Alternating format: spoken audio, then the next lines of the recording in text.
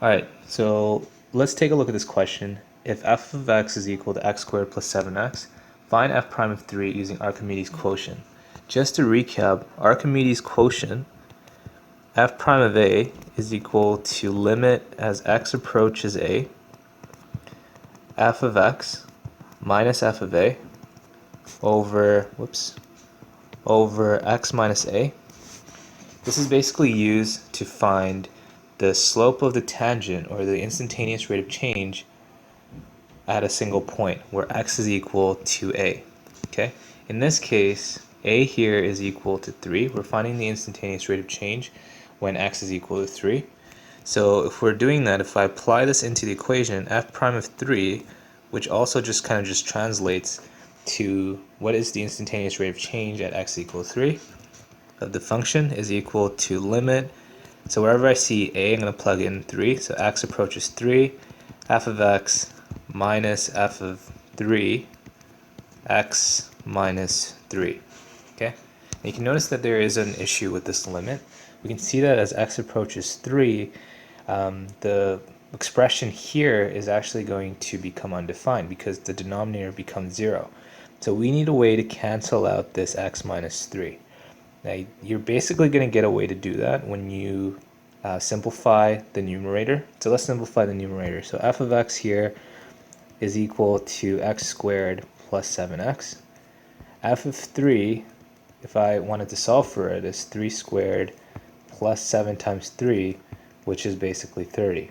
Okay, so if I rewrite this expression, now what it's going to look like, limit as x approaches 3, f of x is x squared plus 7x minus f of 3 is negative 30, and this is over x minus 3. Now, we can see that the numerator looks like a quadratic. If we want to cancel out the factor on the denominator, what I want to do now is basically factor out the numerator. So you can look at x squared plus 7x minus 30. I'm going to factor this out. It's like factoring a quadratic in the form of ax squared plus bx plus c. So you can notice here that a is 1, b is 7, c is negative 30, ac here is negative 30. Recall your quadratic rules. You want to find two numbers that add up to 7, then multiply, excuse me, then multiply to negative 30. So two numbers that can work for this case is 10 and negative 3. And then what you want to do is you want to replace your middle term, 7x, is equal to a sum of these two coefficients. So 10x minus 3x. And then I'm going to replug this back in to my expression and factor out the first two and last two terms. So you get x times x plus 10 minus 3x plus 10. And once you know that the two factors on the inside are the same, you can factor by grouping, and you get x minus 3 times x plus 10. Okay, so now what you want to do here is I'm going to replace this quadratic in standard form, which looks like ax squared plus bx plus c, in its factored form. So you have, let's make some space for the limit, x minus 3 times x plus 10 over x minus 3, and then you have the limit as x approaches 3. And at this point, what you can see here is that the two factors on the numerator and denominator cancel out, and this gets rid of the restriction. So now we can actually let x approach 3. So if we let x approach 3, then f prime of 3 here is equal to 3 plus 10, which is 13, right? So now we basically calculated the slope of the tangent at x is equal to 3. Alright, so we want to find f prime of a for the following function. F of x is equal to 1 plus 2x over 1 plus x. And to do this, I'm going to be using Archimedes quotient. So once again, Archimedes quotient, f prime of x, f prime of a is equal to limit as x approaches a, f of x minus f of a over x minus a. Okay, and we can use this to basically find the slope of the tangent also known as the instantaneous rate of change, at a point where x is equal to a. Okay, so we're just going to purely use algebra to model this scenario. So in this case, if we plug this in, we know that x is going to be equal to a. F of x in this case is basically equal to 1 plus 2x over 1 plus x minus f of a. So if I plug in f of a, you get 1 plus 2a over 1 plus a. And this is over 1 plus x.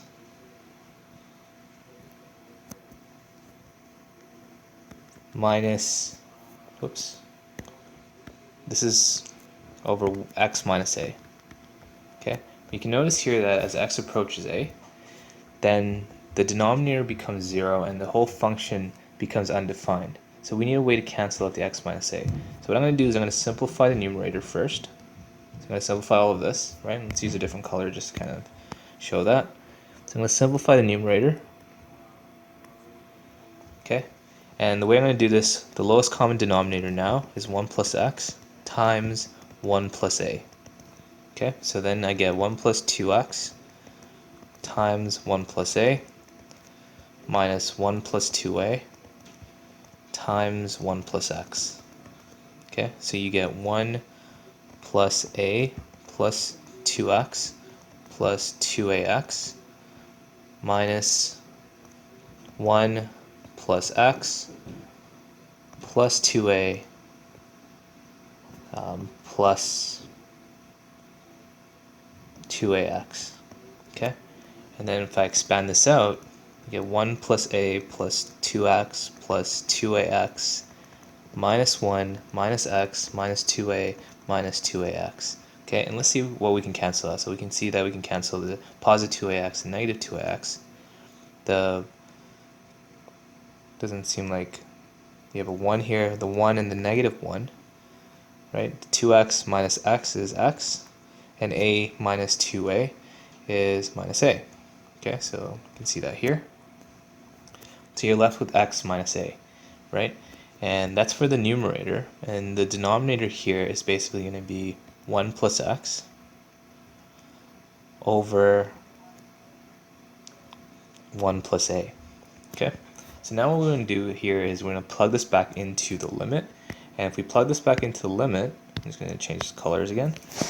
We're basically going to get something like this. F prime of a is equal to limit as x approaches a, x minus a over 1 plus x 1 plus a over x minus a. Okay, now we still have this x minus a on the denominator. We need to get rid of that. So you can actually split this guy into limit as, x approaches a, x minus a over 1 plus x 1 plus a times 1 over x minus a, right? Because you're dividing it, you can multiply its reciprocal, right? So in this case, you can see that the two factors cancel out, and now the restriction is gone. Okay, so now you can notice that if you do simplify this together and you combine it together, you get 1 over 1 plus x 1 plus a, limit as x approaches a. Now that the restriction is gone, you can let x equal a freely, and in that case, what you're going to get here is 1 over 1 plus a times 1 plus a, which is 1 over 1 plus a squared. Good. So that is your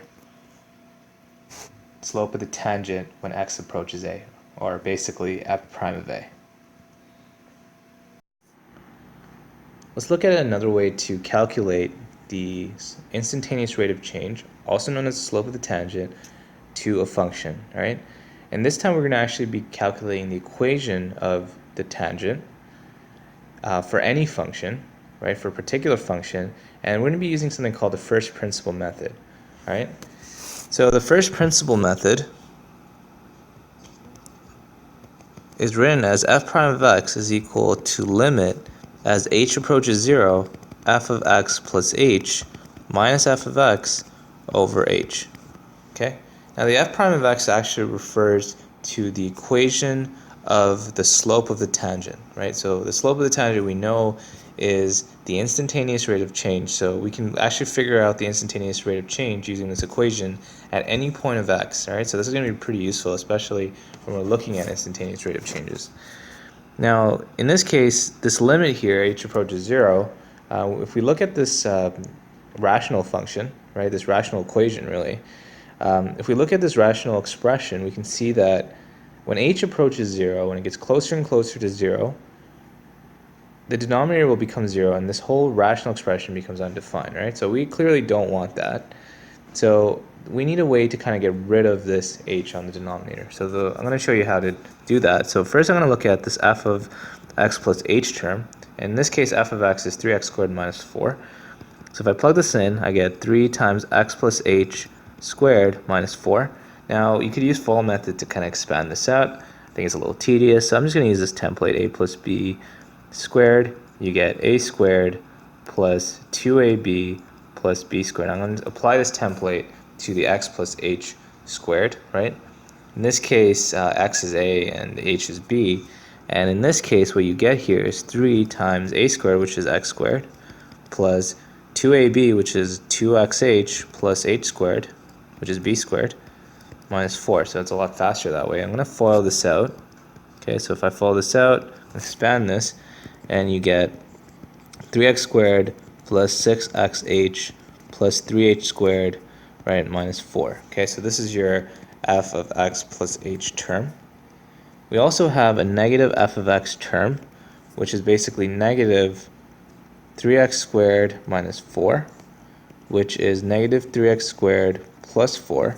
And I'm going to combine my f of x plus h term with my negative f of x term. So that's going to look like 3x squared plus 6xh plus 3h squared minus 4 minus 3x squared plus 4.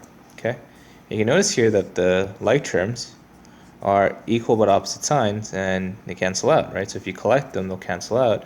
And the numerator is just left with 6xh plus 3h squared. Now you can notice here that h is a common factor. So I'm going to factor out my common factor, which is h. You get 6x plus 3h. Okay? Now this was the numerator. Now if I put this back into my equation, f prime of x is equal to limit as h approaches 0, f of x plus h minus f of x looks like h 6x plus 3h over h. And we said that one of our problems initially was that this h on the denominator, if it became 0, this whole rational expression basically becomes undefined, right? So, but now we can see that because we factor out an h as a common factor on the numerator, these two h's can cancel out. And now h can actually approach 0, right? So if h can approach 0, we can let h equal 0 now, and f prime of x, which is the slope of the tangent, right? Whoops, I'm just going to get rid of that little tick there. F prime of x can be equal to 6x plus 3 times 0, which is basically 6x. So the equation of the slope of the tangent is 6x. If you wanted to figure out the instantaneous rate of change at x is equal to 2, well, normally this point here is f of 2 is equal to 2 squared minus 4. So this is like 3 times 4 minus 4. This is like 8. So f of 2 is 8. So the point here is 2 and 8. So at this point, 2 and 8, the slope of the tangent, or the instantaneous rate of change here, f prime of 2 is 6 times 2, which is 12. So the instantaneous rate of change at point x is equal to 2 is 12. So let's take a look at another question regarding calculating the instantaneous rate of change. We want to find the coordinates of the point on the curve f of x is equal to 3x squared minus 4x, where the tangent is parallel to the line y is equal to 8x, right? So we know that if two lines are parallel, that means that they have the same slope. So if the slope of the tangent is, if the tangent is parallel to this equation, y is equal to 8x, and if we look at the equation of a line as y is equal to mx plus b, right? In this case, the slope here is 8. So the slope of the tangent should be 8, right? Should be the same. So if the slope of the tangent is 8, we want to figure out what the coordinate's going to be, right, when the slope of the tangent is 8. To do that, we're going to find the equation of the tangent. Okay, so to find the equation of the tangent, I'm going to find f prime of x, right? This is the instantaneous rate of change function. And in the case of the instantaneous rate of change function, I'm going to use the first principle. I'm going to use limit h approaches 0, f of x plus h minus f of x, and this is over h. Okay. Now if I apply this, f of x plus h is basically equal to 3 times x plus h squared minus 4 times x plus h. Right, I'm going to use the a plus b squared template, which is going to be a squared plus 2ab plus b squared. So this expanded version here is going to look like 3 times x squared plus 2xh plus h squared minus, if I use the distributive property, I get minus 4x minus 4h, right? So if I expand this out further, using the distributive property, you get 3x squared plus 6xh plus 3h squared minus 4x minus 4h, right? And you can see that there's no like terms, so I'm not going to be able to collect any of these guys. So that's my expanded form of f of x plus h. Now we also have negative f of x, right? So for negative f of x, I'm just going to kind of create a divide here. For negative f of x, we're going to apply the negative to the outside of the function f of x, so we get 3x squared minus 4x, right? If I apply the negative, pretend there's like a negative 1, and you're distributing that negative 1, you're multiplying it out to the inner terms. You basically get negative 3x squared plus 4x, right? So this is the negative f of x term, and basically f of x plus h minus f of x is equal to 3x squared plus 6xh plus 3h squared minus 4x minus 4h minus 3x squared plus 4x. Okay, and you can see that if you collect the like terms, the 3x squared and the 3x squared here cancel out. Negative 4x and the positive 4x cancel out, right, because they're equal but opposite terms. And you can see that your numerator, f of x plus h minus f of x, is going to look like 6xh plus 3h squared minus 4h, right? You notice here that in this expression we can find that h is common. You can factor it out as a common factor. And in this case you get h times 6x plus 3h minus 4. Okay. Now if I apply this back to the instantaneous rate of change function, f prime of x, right? This is going to be over h, and limit h approaches 0. You notice here that the h's cancel out, right? Because one of the big things about using the first principle is that when limit h approaches 0, if h is on the denominator, this whole rational expression becomes undefined, right? And we don't want that, so that's where we're canceling the h's out. Now that we have this, my instantaneous rate of change function is going to look like 6x plus 3h minus 4, and I can let h equals 0. So if I let h equals 0, you can see that this middle term cancels out, and the instantaneous rate of change function here is 6x minus 4. Okay? So now that we have the instantaneous rate of change function, we want to figure out the point of x where this instantaneous rate of change function is 8. So the slope of the tangent is 8. So I'm going to let f prime of x equal 8. So you can notice here that 6x minus 4 is equal to 8. If I move the 4 to this side, we get 6x is equal to 12, and therefore x is equal to 2.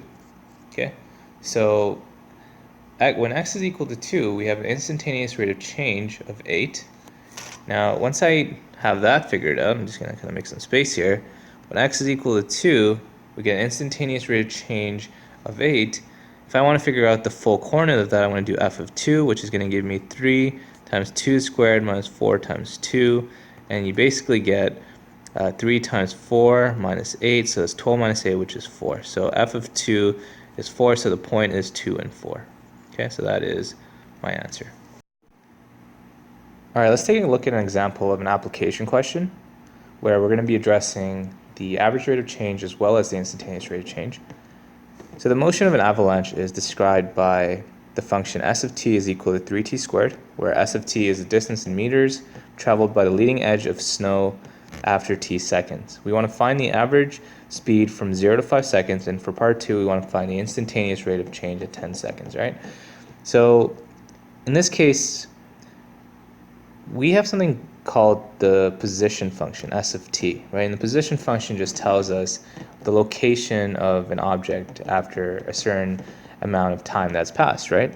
And the position is usually in some kind of length dimension that can be measured in meters or centimeters, kilometers, etc., right? Now, the rate of change of a position function gives us a type of velocity function, right? And the two types of velocity functions we're going to be looking at is the average speed or velocity and the instantaneous speed or velocity. Okay? So those are really the two different cases, right? And velocity is basically speed, but you also incorporate a direction, right? So we can look at this as speed for the time being. Now, anyways, for the average speed from 0 to 5 seconds, we're basically using the slope of a secant. So we know that the slope of a secant from a previous lesson is f of x2 minus f of x1 divided by x2 minus x1, right? And let's call it x2 5, it's the upper limit, and x1 is 0, it's the lower limit. And in this case, f of x2, or f of 5 here, is basically 3 times 5 squared, which is basically 3 times 25, which is 75. Okay, so at 5 seconds, you're basically a position 75 meters away from some reference point, right? So f of 0 here is basically 3 times 0 squared, which is 0. Okay, so initially you're right at the reference point.